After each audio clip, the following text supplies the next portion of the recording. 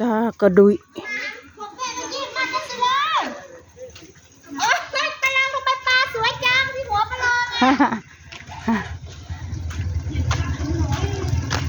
ไปเพลอ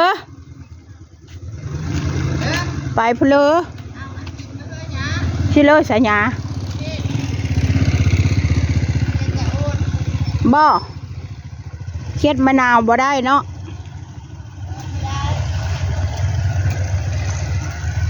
โอ้นางแย้มเห็ดเพลอเด้แย้มทำอะไรเก็บตอกไปดูเพื่อนก่อนโอ้เพื่อนสักพันแล้วมาพายบ้านนี้อันนี้ว่าสักพันตอกอันเท่าอันนี้อันนี้เหรอ500ตอกเพื่อนได้สั่งอ่ะยังบ่จุบบ่ยัง10,000แล้วบ่ปีนขึ้นไปตัดก็ลำบากนะพี่น้องแมนเพื่อได้เงินก็พอแห้งเด้อแมนความบ่ดิ้นรนก็บ่ได้นะได้กินไหมคุณแป๊กสมหวังโมเมาแต่ลา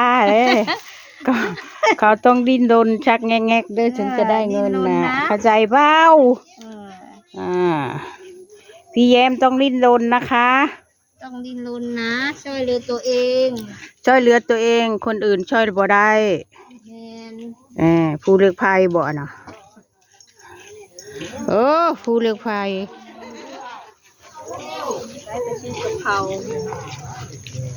ไปเอาคลิปก่อน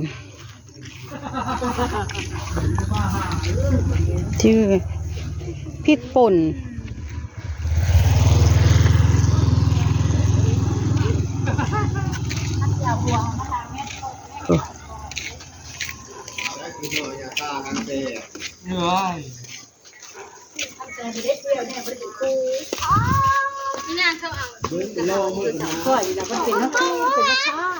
มีพริกป่นอยู่บ่เฮ้ยพริกป่นมีค่ะไม่ทำเลยพริกป่น1 ถุงถ้าเราไม่เอาขึ้นได้คุณเธอจะไปทำอะไรจ้าเอาไปทำแจ่ว6 7 8 ใช่ขนมกินกับเขาได้ข้าวเรากินกับขี้บอกเชื่ออยู่นี่เอาอันไข่ขนมน่ะนะแน่ขี้เมื่อกี้จะงอแล้วจ้าไอ้ยังเป็นแบบจะเอาอันนั้นบ่ค่ะได้ต้มจืดละได้ต้มจืดแล้วขนมลูกป้าไม่เอาตัวนี้นะมันเผ็ดปุยปะเผ็ดฟวดน้ำจะได้เป็นรถได้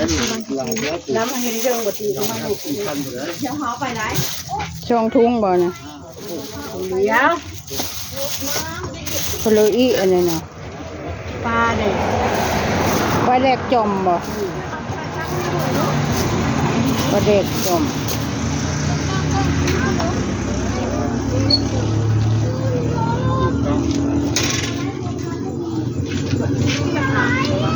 คือรถและนอกหุ้นคือรถหุ้นเลยเนาะต้องรถสิก็อยากใช่แม่นวะรถหุ้นแล้ววะก็ดูสิหุ้นสวยนี่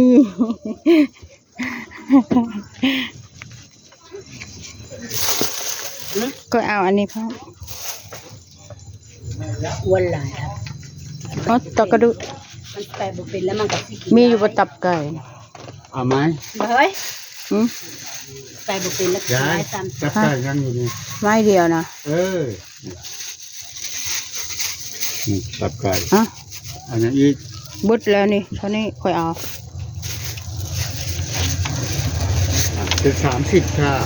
ค่อยมากินตับถูกต้อง37น้ำหนักค่อยเหลือ67ก็จะเอาให้มันเหลือ50ค่อยน้ำหนักค่อย58จริงก็สมส่วนเจ้าตะกี้ค่อยเหลือ50เมื่อไหร่นะพอดี อย่าไปฮอด40มันจ้อยแล้วก็เหี่ยว 45น่ะ เนาะตะกระดูคัน40แล้วมันจ้อยเฮา สมัยค่อยเป็นผู้สาวสำน้อยฮะอันนี้ค่อยเอาผัวน้ำหนักค่อย ผิดบ่ชื่อเด้อเขาละไปได้คุณโดมเบ้ย แล้วแต่ด้วยมาทำลายแล้วหลุดโต้ยขึ้น เพิ่นเว้าพัตตาดุผู้ใดบ่ได้นอกอและนำกันจักเม็ดเนาะพี่ดุย จ้า ว่าแล้วพี่ดุยมาทำให้เสื่อม ไม่ได้เสื่อม เสื่อมสมรรถภาพ จ้ะ ความสวยพะนะ ไม่ได้เอาเฮามาส่งเขาว่าต้องเป็นนำมาให้หมดคนที่ตายไปแล้วก็ไปเอามา กินอะไรเนี่ยปลาทูกะทิไม่มีบอก ปลาทูมาค่ำค่ะ โอ้ อันนั้นแหละ กั เป็ ญ น ชา กันดูไว้ ค่ะปลาทูเพราะแห้งป่านี้ยังบริมาฮอดที่ บ่เฮ้ยเพลอันนี้นะ อัน ต้ม ไก่ คั่วไก่ จักบาทนี่นะ ซาวบาท พวกไก่ที่แบบ อืม อันนี้ตั้งแต่เป็นยังไงไว้ลูกเจ้าตายเจ้านั่น ไอ้ผัว มันเรียนทันสันใดแล้ว มองหาได้แม่บ้านเจ้าบ่เฮ้ย ไม่ขายอีกบาท กระจังว้าวนี่ ลูกชายเจ้าของบริษัทได้เมียบ้านใดได้บ้านนี้ป้า ถามเบิ่งซื้อเล่นเขาก่อน โอ้ ซื้อเพลือ อันผู้สาวนะไม่ได้อันผู้สาวซื้อยาบ้านยันมาปฏิดพันแถวบ้านเจ้าบุ ก็เลย บ่เห็นไปเคลื่อน ตาม นะ แล้วมัน จักละเห็นไปกับบ่ฮู้จักนะมา อยู่มองหาอยู่รู้ชายคนน่ะเฮ้ย บ้านนั้นดอกคะแนนเขาเรียน มีแต่เล็บใครเนี่ย เอารถมันหล่นเนาะ ทรายเฮ้ยตกน้ำกุไหลตกทรายกุไหล ฮะ ทรายตกน้ำกุไหล โทรศัพท์อ่ะ ผู้หญิงเด้อสั้น ผู้หญิงจะแห้งคูณ ได้เงินตลอด ได้เงินตลอดเนาะไม่ยิงเนาะ ธรรมดาได้เงินได้ครบบดเอาเฮ้ย ฮัลโหล อ่ะ สวัสดีค่ะคนสวย รับเป็นรับไก่ มาเฮ้ยเขาเอื้อนว่าคุณละก่อนนี่นะ พี่ตังก็อยู่กับพี่ยิปซีกับพี่มิวสิ หวาน น้อยนี่ว่าจะเป็นน้อยหนา น้อยนี่ น้อยเน่ง มาจ่ายตังค์คนละ500ที่โรงเรีย เอน อ เออใจ แล้วก็ ต่าง กลับมา บ่แม่นน้อยบ่แม่นน้อยหน้าได้เนาะ หน้าหมู น้อยหนู กับเสียงป้า ว้าวป้าจะกระดูกกระน้อยโหน่ง จ้า ค่ะ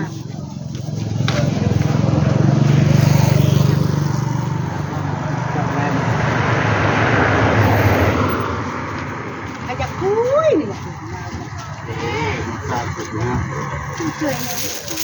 ฟังเพลงจะง่ายอยู่ฮะ ไม่ยังนี่นะ อันนั้นหนังข้าวผัด จะบ้า เศร้าอ่ะ ข้าว จ้า 40 จ้าฟังเพลงจะง่ายนะโบจะขึ้นมาขาย ปลาเขาแข็งไม่ได้มีแต่ปลานิ่นปลาตะเพียน